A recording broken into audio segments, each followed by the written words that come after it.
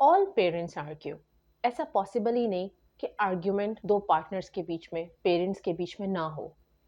But why is it important to understand कि हम किस तरह आर्ग्यू कर रहे हैं और उसको हम कैसे बेहतर बना सकते हैं. Your children are getting seriously affected by the way you take forward the argument between you and your spouse. इसका बच्चों पे, अगर पेरेंटल कॉन्फ्लिक्ट अनरिजॉल्व्ड होता है तो इसका बच्चों पे बहुत ज़्यादा हार्मफुल इफ़ेक्ट आता है, जिसका इवन उनके कोपिंग मैकेनिज्म पर भी इफ़ेक्ट आता है. उनका कोपिंग मैकेनिज्म इटसेल्फ डिसफंक्शनल हो जाता है और उनको एक्सटर्नल प्रॉब्लम्स जैसे कि एंगर या आउटबर्स्ट या इंटरनलाइजिंग प्रॉब्लम्स जैसे एंजाइटी या डिप्रेशन जैसे बहुत बड़े बड़े मसलों में बच्चे फंस जाते हैं. और इसकी वजह ज़्यादातर पेरेंट्स का कॉन्फ्लिक्ट होता है और वो उस कॉन्फ्लिक्ट को कैसे डील करते हैं. Now let's look at the real picture. क्या कॉन्फ्लिक्ट अवॉइड करना पॉसिबल है? I think no. अब कॉन्फ्लिक्ट यानी कि पेरेंटल कॉन्फ्लिक्ट हम अवॉइड तो नहीं कर सकते, तो फिर क्या कर सकते हैं कि बच्चों के ऊपर उसके हार्मफुल इफेक्ट्स ना आए.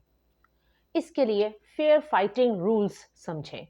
It might sound a little funny, but it is really necessary. And with just a little bit of emotional regulation when you're having a conflict with your partner and just setting a few fair fighting rules, you can really help your child to not get badly or poorly affected by the way you two are having a conflict with each other. सबसे पहले ये कि आपको कोई भी एक दूसरे को बात बुरी लग रही हो, नो येलिंग, चीखना चिल्लाना नहीं है. Number 2, no name calling. एक दूसरे को कुछ भी बोलना ऐसा नहीं है जिससे बच्चा इफेक्टेड हो रहा हो. बच्चा अपने फादर से भी प्यार करता है, बच्चा अपनी मदर से भी प्यार करता है और वो कभी नहीं चाहता कि अगर वो किसी एक्सटर्नल सिचुएशन में होता है तो वो दोनों पेरेंट्स में से किसी के लिए भी ये नहीं चाहता कि वो पेरेंट्स को कुछ बुरा सुने उन पेरेंट्स के बारे में. तो आप इमेजिन करें कि वो दो लोग जिनसे वो बच्चा बहुत ज़्यादा मोहब्बत करता है, उसके फादर और उसके मदर, अगर वो एक दूसरे को कुछ अल्फाज बुला रहे होते हैं, ऐसे गलत अल्फाजों से मुखातिब कर रहे होते हैं किसी लड़ाई के दौरान, किसी कॉन्फ्लिक्ट के दौरान, तो उस बच्चे के लिए इसको मैनेज करना इमोशनली कितना डिफिकल्ट है, because he is in love with both of you. Then don't walk out, resolve the problem.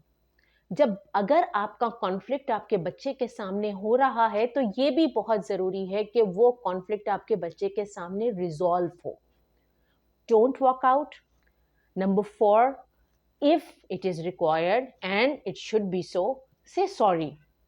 Sorry करने से बच्चे को अगेन ये टीचिंग होती है कि एम्पैथी क्या चीज़ है, गलती को मानते कैसे, और अगर कोई कॉन्फ्लिक्ट हो गया और उसमें आपसे कुछ गलत हो गया तो उसको आप मेकअप कैसे करते हैं सिचुएशन को. And then when you have said sorry, then show love and respect for each other in front of your child. So by following these fair fighting rules, although आपके बीच में conflict होगा, although आपके बीच में बहुत सारी बातों पे आपके जो सोच है वो different होगी और आप उस पे बात कर रहे होंगे, लेकिन फेयर फाइटिंग रूल्स रखने की वजह से आप देखेंगे कि बच्चों पे जो नेगेटिव इम्पैक्ट है वो कम आएगा, बल्कि इनफैक्ट बच्चों को ये समझ आएगा कि हम किसी भी कॉन्फ्लिक्ट सिचुएशन में, यानी कि जब हम किसी कॉन्फ्लिक्ट में हैं, किसी के साथ लड़ाई हो रही है हमारी किसी बात के ऊपर, तो हम उसको डील कैसे करेंगे, हम उसमें बात कैसे करेंगे, हमारी पिच क्या होगी, हम उसमें किस तरह दूसरे को मुखातिब करेंगे और कैसे रिस्पेक्टफुली अपना पॉइंट सामने रखेंगे. तो हेल्दी कॉन्फ्लिक्ट होना चाहिए. कॉन्फ्लिक्ट अवॉइड करना पॉसिबल नहीं है, मगर कॉन्फ्लिक्ट को हेल्दी करें. कॉन्फ्लिक्ट अनरिजॉल्व्ड मत छोड़ें बच्चों के आगे. और दूसरा बहुत एक आसान तरीका जो है, अगर आप इतने सारे ये फेयर फाइटिंग रूल्स को फॉलो नहीं कर सकते, तो बहुत आसान तरीका ये है कि आप बच्चों के सामने कॉन्फ्लिक्ट करें ही नहीं. यानी जब आपका कॉन्फ्लिक्ट हो रहा हो तो कोशिश करें कि वो ऐसी स्पेस हो जहाँ पर बच्चे सामने ना हो. लेकिन नेचुरली अगर आप फेयर फाइटिंग रूल्स को कहीं दूसरी जगह पर भी फॉलो नहीं कर रहे होंगे, तो आपकी आवाज़ों से, आपकी चीखने चिल्लाने की आवाज़ों से, आपकी डोर स्लैमिंग से, आपके नेम कॉलिंग से बच्चे अगर दूर भी होंगे तो वो उसका बहुत पुअर और नेगेटिव इम्पैक्ट ले रहे होंगे.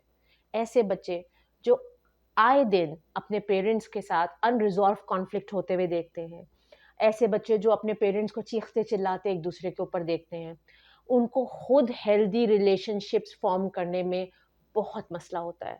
They are unable to do that sometimes. They fall into depression, anxiety, and they themselves become an angry person and person who outbursts if there is a conflict. So while something cannot be avoided, it can be mitigated and transformed into a learning session for your child. I hope that helps. And follow the fair fighting rules. Thank you.